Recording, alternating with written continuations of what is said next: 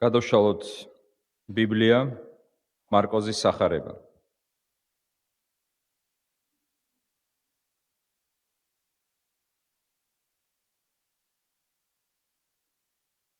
პირველი თავის პირველი მუხლი და იმავე თავის მე-14, მე-15 მუხლები.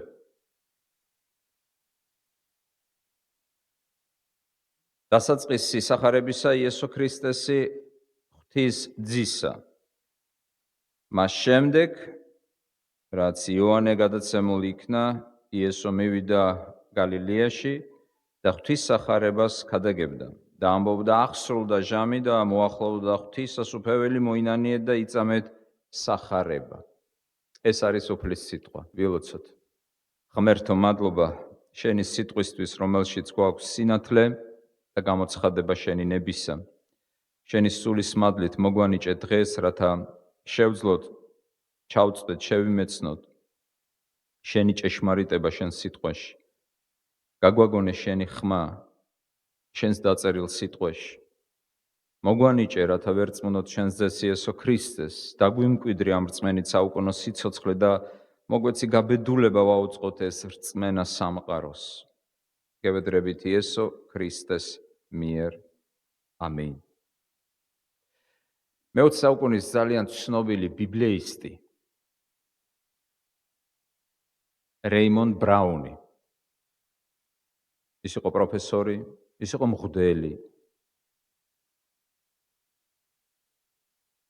მას 2 სადოქტორო ჰქონდა დაცული თეოლოგიაში და სემიტურ ენებში. 30 წლამდე ასწავლიდა თეოლოგიურ სემინარიაში. არაერთი წიგნის ავტორია.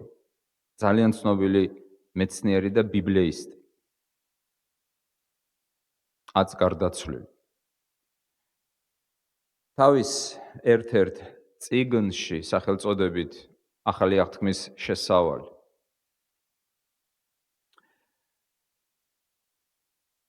მარკოზის სახარების განხილვისას გამოყოფს კომპოზიციურად პროლოგს და პირველ 15 მუხლს ბრაუნი განიხილავს როგორც ამ წიგნის პროლოგს. რა არის პროლოგი? შესავალი ნაწილი. კომპოზიცია რა არის? კომპოზიცია არის სტრუქტურა, აგებულება. თითოეულ სახარებას გააჩნია თავისი სტრუქტურა, თავისი კომპოზიცია, თავისი აგებულება, შესავალი, პროლოგი, ეპილოგი, დასკვნითი ნაწილი, ძირითადი ნაწილი, რომელიც აგრეთვე შეიძლება იყოფოდეს ნაწილებად, ეს არის კომპოზიცია. ბრაუნის თანახმად პირველი 15 მუხლი არის მარკოზის სახარების შესავალი. დღეს მე წავიკითხე პროლოგის პირველი და უკანასკნელი მუხლები, ანუ პირველი 15-ისა. შეიძლება სხვა ბიბლიისტთან, სხვა ავტორთან თქვენ სხვა მონიშნა ნახოთ პროლოგისა. მაგრამ საღვთო წერილის, კერძოდ ახალი აღთქმის სპეციალისტის, ამ მართლაც საქვეყნო ცნობილი მეცნიერის დაკვირვებით, სწორედ პირველი 15 მუხლი არის პროლოგი სახარებისა. მარკოზის სახარებისა, ანუ ამ წიგნისა, ამ ნაწარმოებისა, თუ განვიხილავთ როგორც ლიტერატურულ ნაწარმოებს მარკოზის სახარებას. და ამ პროლოგში ჩვენ სამჯერ ხვდებით სიტყვას სახარება. სამჯერ სახარება. სამივე ჯერ ხვდებით მას აი მუხლებში, რომლებიც მე წავიკითხე. პირველ მუხლში, მე-14 და მე-15 მუხლებში. აი ამ წინათქმის კვალობაზე კიდევ ერთხელ დაუკვირდეთ.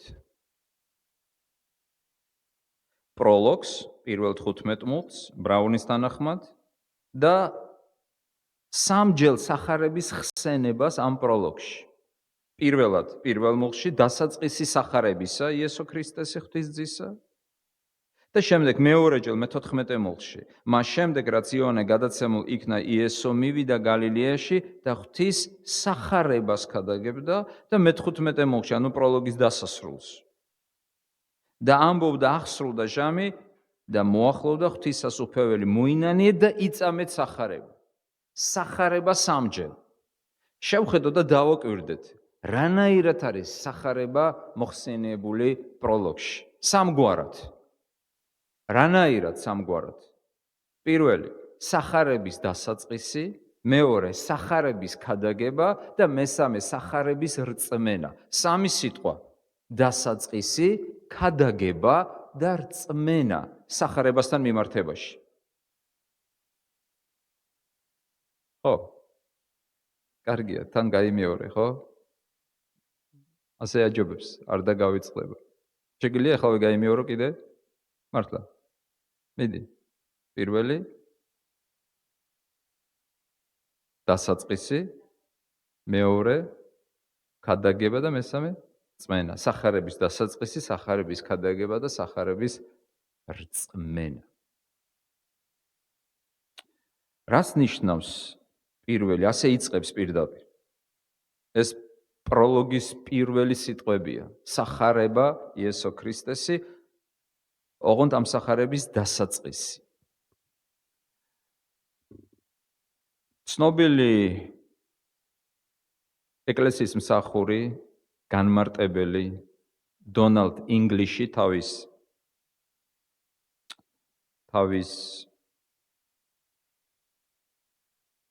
განმარტებებში მარკოზის სახარებაზე ერთ ძალიან მნიშვნელოვან აზრს გვიზიარებს. აი რას ამბობს დონალდ ინგლიში. თქვენ შეიძლება შემდეგ მოიძიოთ ეს ავტორი, მას აქვს არაერთი წიგნი დაწერილი და კერძოდ მარკოზის სახარებაზეც. ის ამბობს, რომ დავიწყოთ იქიდან, სახარება რა არის? სახარება ეს არის კეთილი ამბავი, კარგი ამბავი. ქრისტიანულ პერსპექტივაში კეთილი ამბავი გადარჩენაზე, კეთილი ამბავი ჩვენს ხსნაზე იესო ქრისტეში. მაგრამ ამბობს ინგლიში, ეს სიტყვა არა მარტო შეტყობინებას, უწყებას ნიშნავს. ეს სიტყვა, რომელიც ახალი აღთქმის ავტორებმა გამოიყენეს, ნიშნავდა აგრეთვე ძალიან მნიშვნელოვან ისტორიულ მოვლენას, რომელიც იწვევდა ცვლილებას, დიდ ცვლილებას ისტორიულ მსვლელობაში. აი ამას ნიშნავდა სახარება იმ დროს. ასე გამოიყენებოდა ეს სიტყვა. მაგალითად, ავგუსტუსის დაბადება ისტორიული მოვლენაა. პირველი იმპერატორი რომში. აი ამ მოვლენას უწოდებდნენ სახარებას. ავგუსტუსის დაბადებამ ოქტავიანე ავგუსტუსი იგულისხმება, მართლაც შეცვალა მთლიანად არა მარტო რომის, არამედ მსოფლიო ისტორია. სახარებად აგრეთვე იწოდებოდა, როდესაც იმპერატორი ან მხედართმთავარი მოიპოვებდა ძალიან დიდ გამარჯვებას მტრებზე და ამ ამბავს ახარებდნენ სამშობლოში. ესეც სახარება იყო. სხვა სიტყვებით რომ ვთქვათ, სახარების მნიშვნელობა არ შემოიფარგლება მარტო აი ამ დეფინიციით, აი ამ განმარტებით. სახარება ეს არის კარგი ამბავის უწყება. არა, სახარება ეს სიტყვა ნიშნავდა დიდი მნიშვნელობის ისტორიულ მოვლენას. ახალი აღთქმის ავტორები და კერძოდ მარკოზი ჩვენ შემთხვევაში იესო ქრისტეს სახარების გამოჩენას უწოდებს დიდ ისტორიულ მოვლენას. ქრისტეს გამოჩენა, მისი დაბადება, მისი ჯვარცმა, აღდგომა, მისი მსახურება, ეს არ იყო რაღაც რიგითი მოვლენა, ეს იყო ძალიან დიდი მოვლენა. როგორც ცნობილი შვეიცარიელი ისტორიკოსი ფილიპ შაფი ამბობს თავის ნაწარმოებში, თავის შრომაში, სახელწოდებით იესო ქრისტე ისტორიის უდიდესი სასწაული. ანუ ის იყო ისტორიული პიროვნება ქრისტე. ქრისტე გამოჩნდა რეალურად ხორცში. ძე ღვთისა გამოჩნდა რეალურად ხორცში, დაიბადა, იშვა და ეს იყო მოვლენა. არა რიგითი, არა ჩვეულებრივი ჩვილის, ადამიანის დაბადება, არამედ ისეთი პიროვნების დაბადება, რომელმაც შეცვალა მთლიანად ისტორია. დღეს ქვეყანა არ იქნებოდა ისეთი, როგორიც არის, აი ამ მოვლენის გარეშე. ახალი აღთქმის ავტორი, კერძოდ მარკოზი ამბობს, რომ სახარება იესო ქრისტესი ღვთის ძისა დასაწყისი. სახარება ეს არის დასაწყისი, დიდი მოვლენა. 4 სახარებიდან 2 იწყება ამ სიტყვით, დასაწყისი. აბა შემახსენეთ, რომელი სახარება იწყება კიდევ ამ სიტყვით? იოანე. ცოტა განსხვავებით. იქ არის εν არხე. არხე ბერძნულად ეს არის დასაწყისი. εν არხე წინდებულით, დასაბამად, დასაწყისში იყო სიტყვა. მარკოზის სახარებაში ყველანაირი წინდებულის გარეშე. მეცაც გეტყვით, ბიბლია იწყება ამ სიტყვით, ბერეშით. დასაბამად ღმერთმა შექმნა და ასე შემდეგ. მთელი ბიბლია იწყება ამ სიტყვით, დასაწყისი. ახალი აღთქმა იწყება სიტყვით, დასაბამად, დასაწყისში იყო სიტყვა. მაგრამ მინდა რომ დღეს ჩვენ აი ამ აზრს გავყვეთ. სახარება ეს არ არის მხოლოდ, რა თქმა უნდა ეს არის, მაგრამ არა მხოლოდ მისი მნიშვნელობა. კარგი, კეთილი, სასიხარულო უწყება, შეტყობინება. სახარება ეს არის მოვლენა. ღვთის ძის გამოჩენა ეს არის დიდი მოვლენა, ისტორიული მოვლენა. ყველაზე მნიშვნელოვანი მოვლენა. ისტორიაში, როდესაც ძალიან ცნობილ პიროვნებაზე ლაპარაკობენ, აღნიშნავენ, რომ ამ კაცის გამოჩენა ან ამ კაცის საქმემ ისტორია მთლიანად შეცვალა. ისტორიის მსვლელობა შეცვალა. და ასეთები არიან, მაგრამ ქრისტე ეს არის ერთადერთი უნიკალური და შეუდარებელი. ყოველ შემთხვევისათვის ახალი აღთქმის ავტორები ასე უყურებდნენ ღვთის ძის გამოჩენას. სახარება ეს არის დასაწყისი, ეს არის დასაბამი. ახლა კი პრაქტიკული შეკითხვა. არის თუ არა ღვთის ძის იესო ქრისტეს სახარება დასაწყისი თქვენ ცხოვრებაში? თქვენ იტყვით დასაწყისი რისი? დასაწყისი ახალი ცხოვრების. დასაწყისი ახალი აზროვნების. დასაწყისი ახალი გრძნობების. დასაწყისი ახალი საქმიანობის. დასაწყისი ახალი ქცევის. დასაწყისი ყველაფრის ახალის. სინამდვილეში ვინც ქრისტეშია, ის ახალი ქმნილებაა, ძველმა განვლო ყოველივე ახალია. ძმებო და დებო, სახარება იესო ქრისტესი, ღვთის ძისა, ეს არის დიდი მოვლენა, დასაწყისი და დასაბამი ჩვენ ცხოვრებაში. თუ სახარება არ არის დასაწყისი, მაშინ რაღაც სხვა სახარება გქონია ჩვენ, ან სახარებას არ მიუღწევია ის მიზანი, რაც მას გააჩნია. აი ამ სიტყვაზე დასაწყისი ზოგიერთი ასე განმარტავს, რომ აქ იგულისხმება იოანე ნათლისმცემლის გამოჩენა. ასეცაც ნახავთ კომენტარებში, რომ თითქოს მარკოზი გულისხმობს დასაწყისი სახარებისა და შემდეგ უცებ მეორე მოხდიდან გადადის იოანე ნათლისმცემლის მსახურებაზე. მაგრამ არსებობს სერიოზული კრიტიკა აი ასეთი განმარტებისა, კერძო ტექსტუალური, ან უფრო სწორად გრამატიკული, რომლის თანახმადაც იქ არის გრამატიკული ნიუანსები, მაგალითად ამ განმარტების თანახმად სიტყვა არხე, რადგანაც არტიკლის გარეშეა, აუცილებლად უნდა აღნიშნავდეს სათაურს, ან მთელი ამ წიგნისა, ან რომელიღაცა ნაწილისა. და აქედან გამომდინარე სიტყვა დასაწყისი ნიშნავს სათაურს. ეს არის სათაური მთლიანად აი ამ წიგნისა. ამ აზრის მიხედვით დასაწყისი არ ნიშნავს ამ შემთხვევაში იოანე ნათლისმცემლის გამოჩენას. ის მართლაც იყო დასაწყისი წინამორბედი, მაგრამ ამ სიტყვას უფრო ფართო მნიშვნელობა აქვს. მაგრამ მე მინდა დავფიქრდეთ რაზე.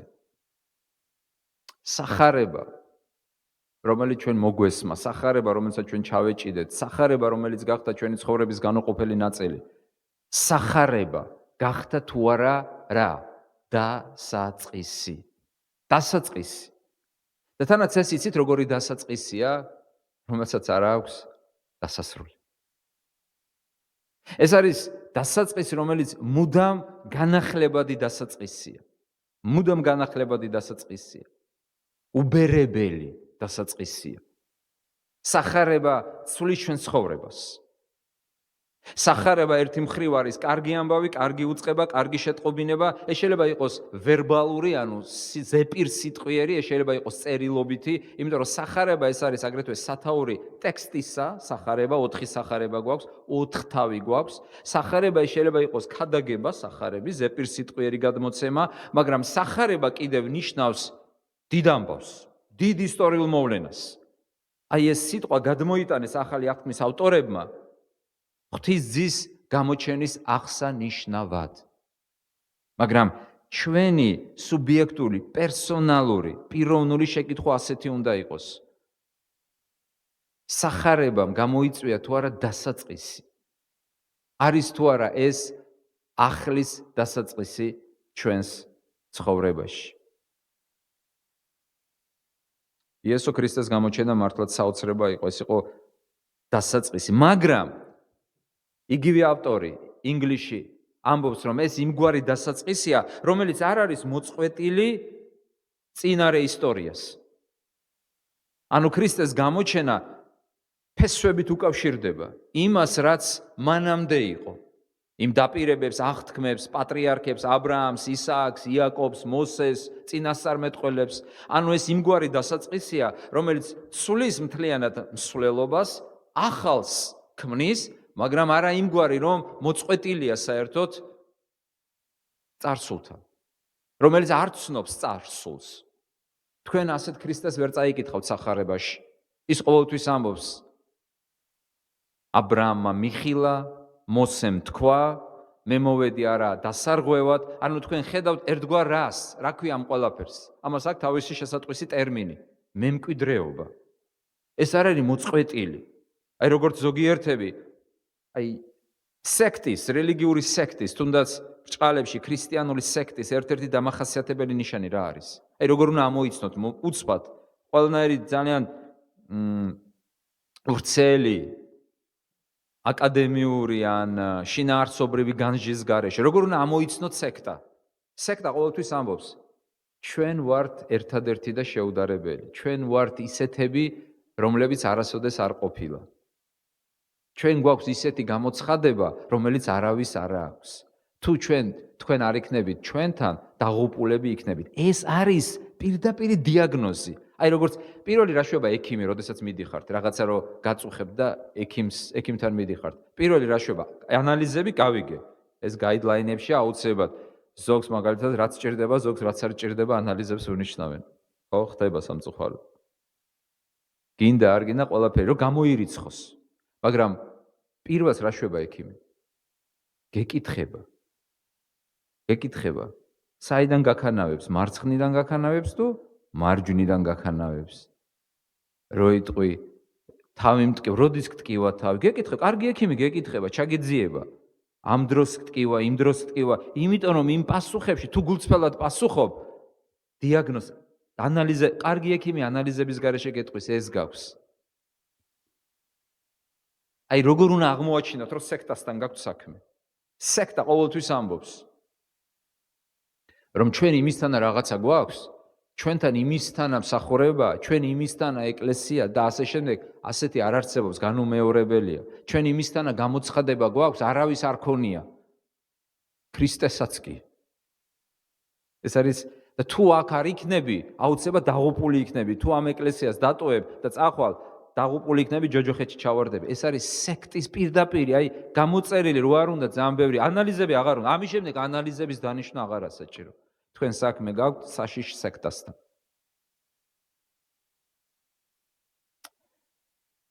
თითქოს ქრისტიანობა ამ ჯგუფით დაიწყო და ამ ჯგუფით დამთავრდება. მოდით შემოვხაზოთ ეს სიტყვა მარკოზის სახარების პროლოგის პირველ მოხლში. დასაწყისი.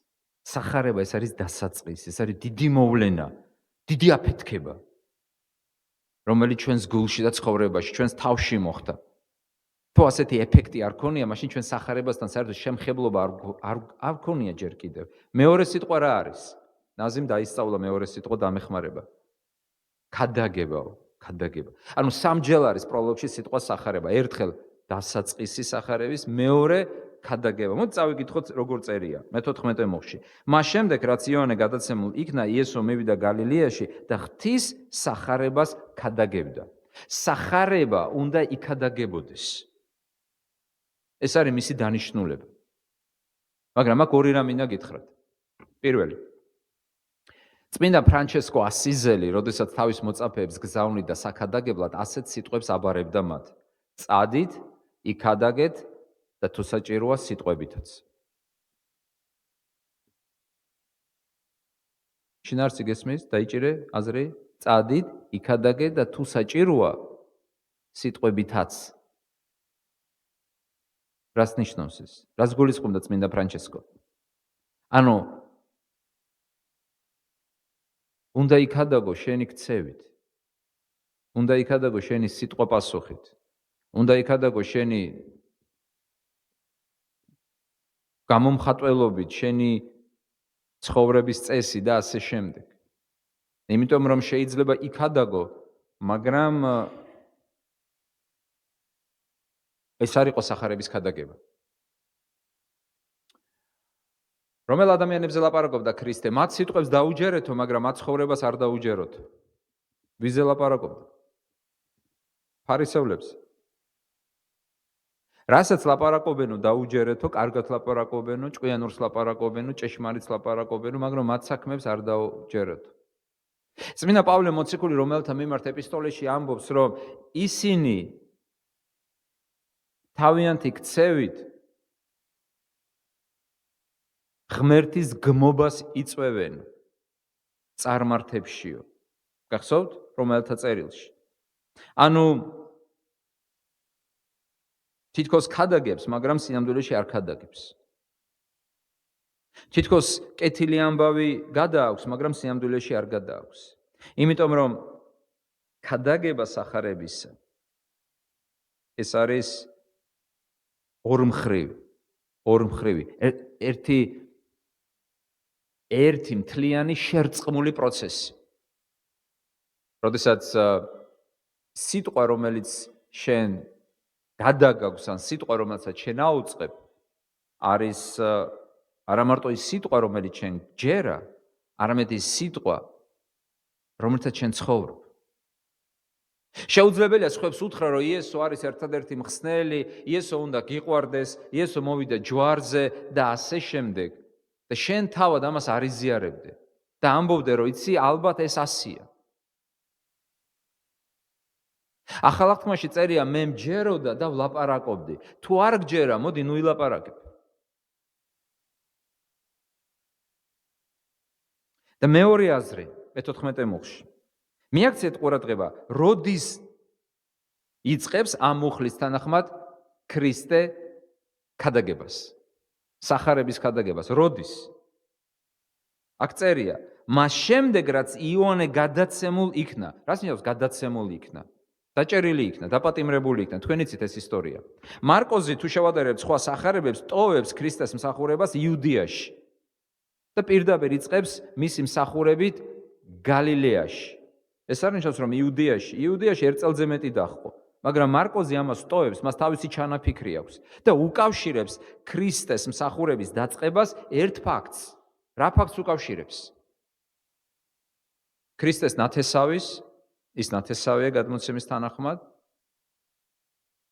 და სახარების თანახმადაც. გახსოვთ როგორ აგზავნის გაბრიელი მარიამს ელისაბედთან. და იოანე არის არა მარტო ნათესავი ქრისტეს, იოანე არის ქრისტეს გზის მომამზადებელი, წინამორბედი.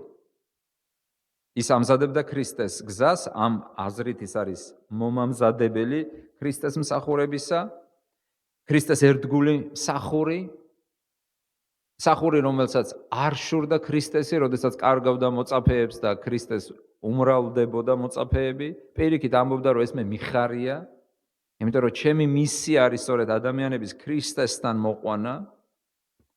დაგწერია, როგორც კი ის გადასცეს.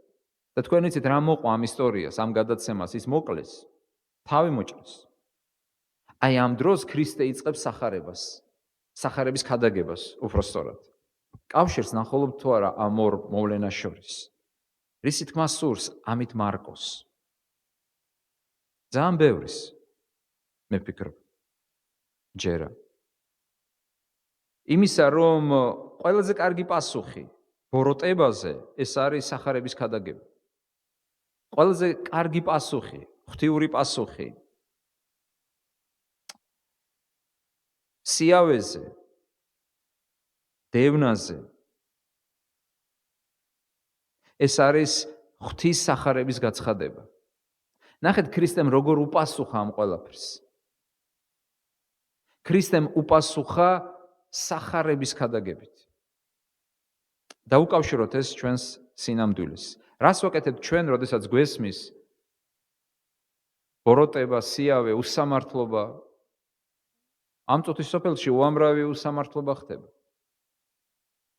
იმიტომ რომ საიდან ვიცით ეს? იმიტომ რომ სახარება ამბობს, ბიბლია ამბობს, ახალი აღთქმა ამბობს, წუთის სოფელი ბოროტებაში ძევს. ეს ფაქტია. ვოტრენის სიტყვები ჭეშმარიტება. როდესაც ის ეუბნება ახალგაზრდა სტუდენტს და ამცნობს მას საზოგადოებას მის სინდის მატლი გაუჩნდაო. ჩვენ აი ასეთ ბორო წუთის სოფელში ვიმყოფებით.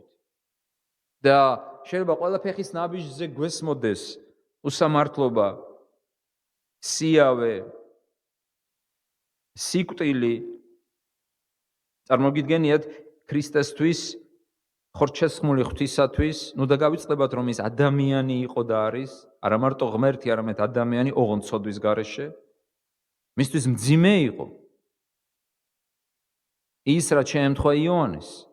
და რისთვის იყო გადაცემული? იმიტომ რომ სიმართლეს ლაპარაკობდა, იმიტომ რომ ეუბნებოდა ჰეროდეს, შენი ქორწინება არ არის რჯულისმიერი, არ შეიძლება შენი ძმის ცოლი ყავდეს ცოლად. ეს იყო მისი სიტყვა. არ შეიძლება შენ არ ღვევს სიტყვას. შენი ძმის ცოლი, შენი ძმა ცოცხალია. როგორ მოყავს ის ცოლად? ამის გულისათვის ის იქნა გადაცემული, დაპატიმრებული, ხოლო შემდეგ თავიც მოჭრეს. მაგრამ შეხედეთ პასუხს, როგორ პასუხობს ქრისტე ამ ყველაფერს. რა არის ჩვენი პასუხი, როდესაც გვესმის, რომ ქრისტეს ერთგული მსახური აღმოჩნდება რაღაც სიავეში, ბოროტებაში ან თუნდაც დევნილობაში, როგორც იოანე აღმოჩნდა. რა უნდა იყოს პასუხი? პასუხი უნდა იყოს ამაზე სულიერი პასუხი უნდა იყოს. და რა არის ეს სულიერი პასუხი? სახარების ქადაგება, ანუ გადარჩენის, გათავისუფლების, სამართლიანობის ქადაგება, უწყება, გაგრძელება ამ სახარებისა ჩვენი ცხოვრებით. აი ეს ორი აზრი მე გთხოვ, რომ განსაკუთრებით გამოვყოთ სახარების ქადაგებასთან დაკავშირებით. პირველი ის, რომ ქადაგება არის არა მარტო სიტყვის მიერი, არამედ ის აუცილებლად უნდა იყოს ცხოვრებისეული და მეორე სახარების უწყება უფრო მეტად ეფექტური ხდება, როდესაც ბოროტებაში ან უსამართლობაში ხდება მისი გაცხადება. აი ამას ეუბნებოდა წმინდა პავლე მოციქული ტიმოთეს, როდესაც ასეთ სიტყვებს წარმოთქვამდა. იმსახურე დროულად და უდროოდ. რა ზნიავს დროულად და უდროოდ? ანუ როდესაც კარგი დროა და როდესაც ცუდი დროა. და ცუდ დროს ყველაზე უფრო მნიშვნელოვანია. ერთადერთი ხმა იყო დარჩენილი აღმოსავლურ ეკლესიაში. წმინდა ათანასე დიდის სახით, ერთადერთი ხმა, რომელიც გაიძახდა, რომ ქრისტე არ არის ადამიანი. ეს იყო შემოსევა ეკლესიაში არიოზი ალექსანდრიელი მღვდლის მიმდევრებისა, ადეპტებისა და ამ სწავლების გავრცელება, არნახული გავრცელება.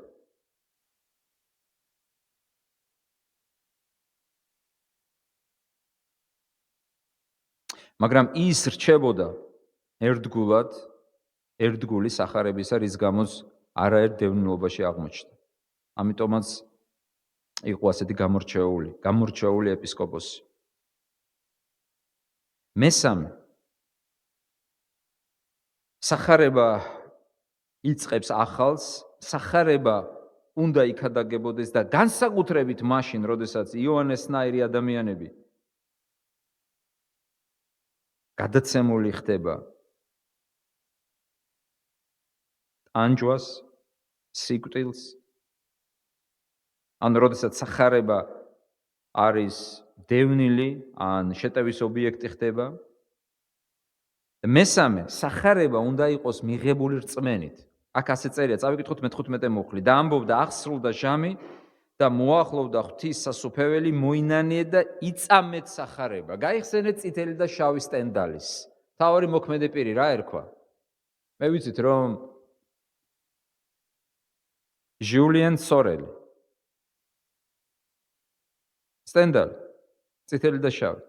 ზეპირად იცოდა ახალი აღთქმა ლათინურ ენაზე. სორელმა. ხო გახსოვს? ცნობილი, წითელი და შავი. თქვენი საყვარელი რომანი. ზეპირად იცოდა. ყავდა სასტიკი მამა. ცდილობდა საზოგადოებაში დამკვიდრებას. მან ზეპირად კი იცოდა თანაც ლათინურად, მაგრამ არ სწამდა. სორელს არ სწამდა სახარება. სემინარიაში სწავლობდა. მაგრამ არ სწამდა. არ ჯეროდა. რაზე არის ეს მიმანიშნებელი? სახარება შეიძლება ზეპირად იცოდე, უბრალოდ დაისწავლო. ტექსტი. ზეპირად იცოდე, სად რა წერია, მაგრამ არ გჯეროდეს, არ გწამდეს. სახარება არა მარტო იქადაგება, სახარება რწმენით მიიღება. რჯული მოითხოვს შესრულებას, სახარება მოითხოვს რწმენას. რჯული მოითხოვს საქმეებს, სახარება მოითხოვს რწმენას. რჯული კეთილია, თუ რჯულის მიერად ვიყენებთ ჩვენ.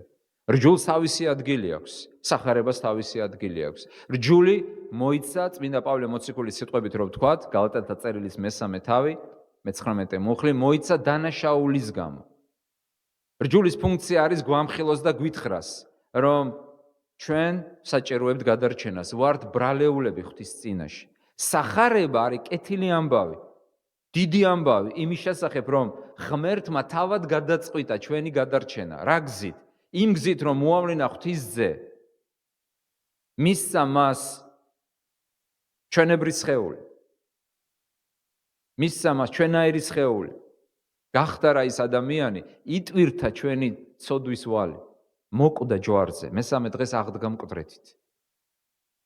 იმისათვის, რომ ადამიანი გადარჩეს, მან უნდა დაიჯეროს სახარების. არა ზეპირად იცოდეს, არამედ დაიჯეროს. რატომ? იმიტომ რომ აი ეს სიტყვები ყოველთვის ვინცა გამოდის, აქ ხვდება ხოლმე. მე არ მწვენია სახარების, რადგან ღვთის ძალა იგი, ყოველი რა სიტყვა იგი? საქმის მკეთებელის თუ რა? მორწმუნის. მორწმუნეს. ეს იმას კი არ ნიშნავს, რომ მორწმუნე საქმეს არ აკეთებს. არა, მაგრამ ეს იმას ნიშნავს, რომ სახარება მოითხოვს. სახარების შეხვედრა, სახარების მიღება ხდება მხოლოდ რწმენით. იმიტომ რომ ის არის ღვთის ძალა ყოველი მორწმუნის გადასარჩენად. მოდით ნუ დავამსგავსებით. მათ, რომელნიც მხოლოდ სწავლობენ, მაგრამ არ ჯერათ სახარების თითოეული სიტყვისა. კეთილი ამბავისა ქრისტეში ჩვენი გადარჩენის შესახებ. მარკოზის სახარებას აქვს არა მარტო პროლოგი, არამედ უნდა კონდეს ეპილოგი. მესმის, ახლა არ დავიწყებთ ამაზე ლაპარაკს, იმიტომ რომ ბიბლიისტთა შორის არის დღემდე დავა, აქვს თუ არა მარკოზის სახარებას ბოლო დასკვნითი ნაწილი, ანუ ეპილოგი, იმიტომ რომ ერთი მოსაზრების თანახმად მას არ გააჩნია, ეს არის შემდგომი დამატებული ტექსტი, რასაც ჩვენ ვკითხულობთ 19 თავის 9 მუხლიდან, მაგრამ მივიღოთ, რომ მას აქვს დასკვნითი სიტყვა. და იცით რას აღმოაჩენთ ეპილოგში? აგრეთვე სახარებაზე საუბარს. და საინტერესოა რა, ვკითხულობ. ეს არის უკვე დასკვნით ნაწილში სიტყვები გადმოცემული მარკოზის მიერ. იესო, ეს არის მე-16 თავი, ანუ უკანასკნელი თავი, ეუბნება მოწაფეებს. მოედეთ მე-15, მე-16 მუხლები. მთელ სოფელს და უქადაგეთ რა? სახარება. ნახეთ, იწყებს სახარებით, ასრულებს სახარებით. იწყებს სახარებით, ასრულებს სახარებით. უქადაგეთ სახარება ყოველ ქმნილებას. ვინც რას იზამსო? რჯულს ასრულებენ, სახარება სწამთ. ვინც ირწმუნებს და მოინათლება გადარჩება, ვინც არ ირწმუნებს რას? კონტექსტის მიხედვით, სახარებას. მსჯავრი დაედება. წმინდა გრიგოლ დიდი, წმინდა გრიგოლ დიოლოგოსი, წმინდა გრიგოლ პირველი ამბობს ერთ-ერთ თავის ქადაგებაში, აი ამ მუხლზე, ერთ-ერთ თავის ჰომილიაში, ამაღლებაზე. თითოეული თქვენგანი ეტყვით საკუთარ თავს, ვირწმუნე და მაშასადამე გადავრჩი. წმინდა გრიგოლი აგრძელებს და ამბობს, ეს არის იმგვარი რწმენა, რომელიც მხოლოდ სიტყვებში არ გამოიხატება. რწმენა, რომელიც რეალურად შეცვლის ადამიანს და მის ხასიათში, მის ქცევაში და მის საქმეებში აუცილებლად გამოვლინდება. მაგრამ რჯული და სახარება ერთმანეთისაგან უნდა განმიჯნოთ. რჯული მოიცა დანაშაულების გამო, სახარება მოიცა გადარჩენის გამო. რჯულს აღასრულებენ, მაგრამ სახარების სჯერად. შევაჯამოთ, რაც ვთქვით. ჩვენ დღეს განვიხილეთ მეორე სახარების, მარკოზის სახარების პროლოგში, შესავალ ნაწილში სიტყვა სახარების სამგვარი გამოყენება. სახარება ეს არის დასაწყისი ახალი ცხოვრებისა. სახარება უნდა იქადაგებოდეს და სახარება უნდა მიიღებოდეს რწმენით. ამინ.